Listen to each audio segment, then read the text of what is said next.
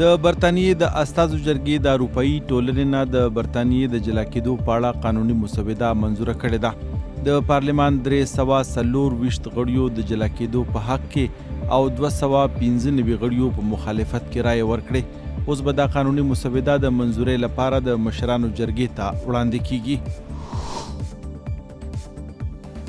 د امریکا په جنوبي سیمو کې د سخت یخنۍ، واورې ورېدو او طوفان له کبله خلک د کورونو پورې محدود پاتې شوي دي او د بجلۍ د ترسیل نظام ته زیان رسېدلی دی.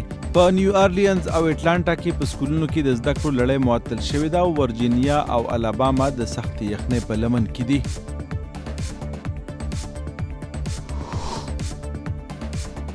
د شام نه بېکوره شوو نورو په سلګونو کورنیو د ترکیې د پولې سره نږدې پناه اخیستې ده. ملګرو ملتونو ویلي چې د ایران په مرسته د شامي حکومت عملیاتو په زرګونو کسان بېکوره کړي دي.